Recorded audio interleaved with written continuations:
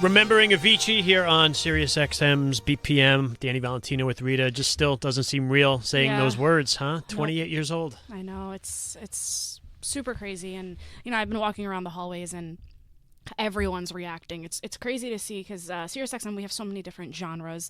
There's pop, there's hip-hop, there's country, there's news, there's everyone. Anytime someone sees someone from the dance team, they're like, what happened? And we're like, we wish we had all the answers, but... No, we don't. He was an artist too that, as Matt Medved said from Billboard earlier, he transcended just dance. He worked with Coldplay and he worked with Madonna, he worked with Aloe Black, so he really touched all genres of music and was able to just come to a point where he was making music that touched everyone. Have someone very special who just actually called up. We have Alex Paul from the Chainsmokers. Hey, Alex. Hey, it's actually Alex Andrew. Oh, hey Alex guys. Andrew. What's up, guys? Thank you guys so much for taking time out to call us. Of course. How are you guys feeling today, hearing the news?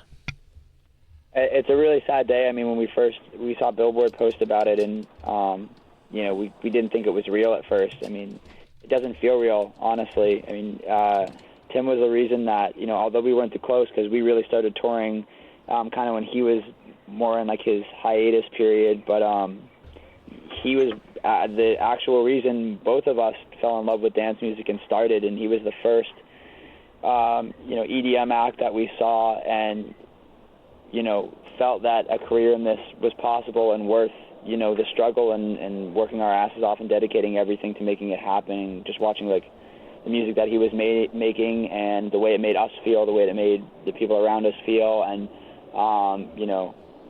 he's literally the reason why we do this. So it's a very devastating day for us and many like us. Where were you guys when you guys first saw Avicii? First saw? Yeah, first saw him. Actually, before Drew and I started working together, I opened for him at this club in the Hamptons in Long Island. Wow. And it was like the biggest honor. I was so nervous, I remember. But honestly, I didn't even care. I just wanted to finish so I could just watch him play. And it was that guy had jams on jams on jams.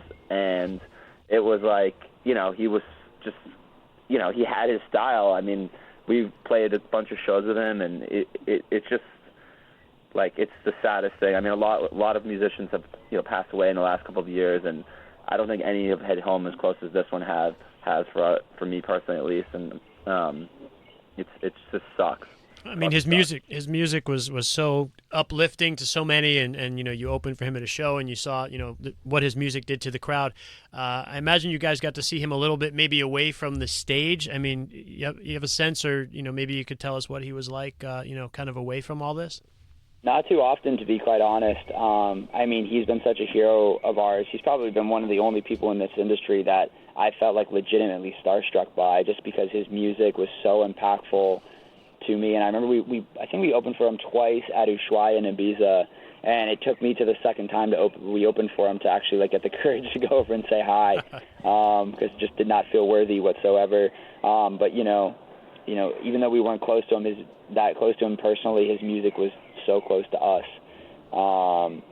Yeah, we used to watch his YouTube videos. I mean, we posted one of his YouTube videos to our channel right before Levels leaked long before it was released. It became the anthem, and he had made this video of him playing it all over the world, and as promotion for the song with Levels, which was coming out. And I remember we used to watch that religiously and just be we have to tap into this and be a part of this scene and look at this how amazing this is. And we have a lot of friends that are really close with him, and I think if anything, it's a lesson that we all need to learn to just not take anyone around us for granted. And we're all struggling with our obviously we don't know what happened exactly, but we know Tim was struggling a lot over the last couple of years with things, and not to take anything for granted. And we all struggle with demons inside, and there's a lot going on that people don't see.